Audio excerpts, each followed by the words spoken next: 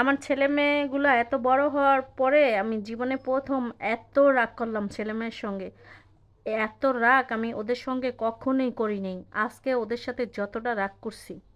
আসসালামু আলাইকুম আপুরা, বাইরে সবাই কেমন আছেন? আলহামদুলিল্লাহ, আপনাদের দয়ায় আমি অনেক ভালো আছি। তো আমি আমার ছেলেমেয়ের সঙ্গে আজকে এত বেশি রাগ করছি, এত রাগ করছি যা আগে পরে কোনোদিনও করি নাই। আর আমার ছেলেমেয়েরা অনেক অবাক হয়ে গেছে যে আমার আম্মু আমাদের সাথে আজকে এমন রাগ কেন করতেছে। রাগ করারই কথা, সহ্যের একটা সীমা থাকা উচিত। সহ্যের সীমা যখন ভেঙে যায় তখন মানুষ এমনিতেই রেগে যায়।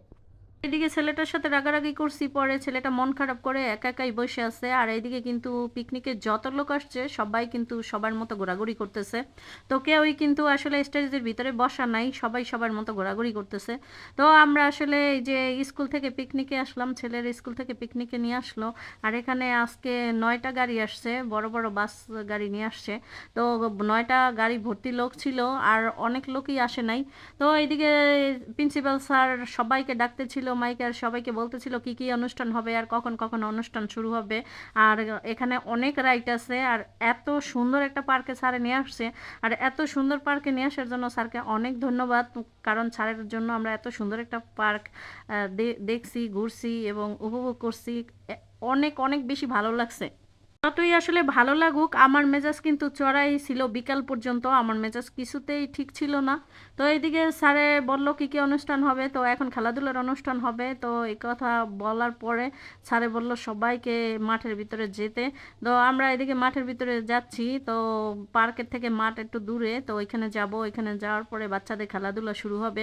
তো আমার ছেলেটা মন খারাপ করে বসে আছে, আমি বকাবকি করছি এই জন্য। মানুষের মনের ভিতরে যদি কারো আনন্দ উল্লাস না থাকে তখন কিন্তু রাজপ্রাসাদ দেখাইলেও ভালো লাগে না, কারণ ইচ্ছা শক্তিটাই হচ্ছে সবচেয়ে বড় কিছু। কোথায় যাওয়ার যখন ইচ্ছার শক্তি না থাকে তখন কিন্তু ওই জায়গায় যাওয়ার জন্য যত কিছুই এনে কাছে দেখ না কেন কোনো কিছুই কিন্তু ভালো লাগে না তখন। তো কিছুই আসলে করার নাই, ইচ্ছার বিরুদ্ধে যখন আইসেই পড়ছি তখন কিন্তু বাচ্চারা খেলাধুলা করবে, তারপরে যতক্ষণ অনুষ্ঠান হবে ততক্ষণই অনুষ্ঠানের ভিতরে থাকতে হবে।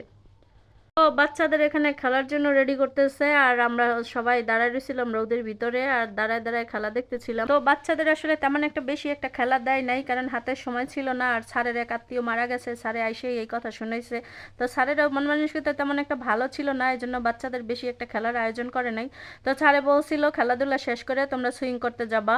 তো এইদিকে খেলাধুলা শেষ করে বাচ্চারা একেবারে হরান টরান হয়ে তারপরে সুইংয়ে আসছে। আর সুইংয়ে আসার পরে আমি যা করছি বাচ্চাদের সাথে তা আপনাদেরকে বইলা বুঝাইতে পারবো না। মানে বাচ্চাদের সাথে আমি কত ব্যবহার খারাপ করছি। তো আসলে আমার ছেলেটার অনেক জ্বর ছিল, গলা ব্যথা ছিল, আর সুইমিং পুলে নামতে নিষেধ করছিলাম, কিন্তু ছেলেটা কোনো রকমই আমার কথা শুনে নাই। তো তারপরে ও সুইং করবেই করবে। তো আসলে বন্ধু বান্ধব একসাথে হয়েছে, সবাইকে দেখতেছে সুইং করতেছে, তো ও তো সুইংয়ে নামবেই। তো ওর নামার জন্য মানে যত রকমের নিষেধ আছে সবই করছিলাম।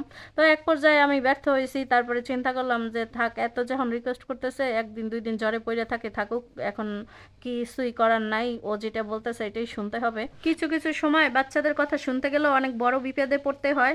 আর আসলে কেন আমি বাচ্চাদের সাথে এত খারাপ ব্যবহার করছি আর কেন এত চেতে গেছিলাম, এইটা কিন্তু আপনাদের কালকের ভিডিওটার ভিতরে আমি বলবো। আর কালকে আমি ভিডিওটা ছাড়বো, সম্পূর্ণ ভিডিওটা, কারণ আজকে তো অনেক বড় ভিডিও হয়ে যাওয়ার কারণে আমি সম্পূর্ণ ভিডিওটা দেখাতে পারিনি। তো আজকে কিন্তু এখান থেকেই আমি বিদায় নিচ্ছি, আর কালকে অবশ্যই দেখা হবে ফুল ভিডিও নিয়ে। আর এই ভিডিওগুলো আসলে অনেক বড় ছিল, প্রায় 20 মিনিটের ভিডিও, আর 20 মিনিটের ভিডিওটা আমার দেখানো সম্ভব হয় নাই। তো অবশ্যই আপনাদের দেখার জন্য চোখ রাখতে হবে। আজ এ পর্যন্তই, আল্লাহ হাফেজ।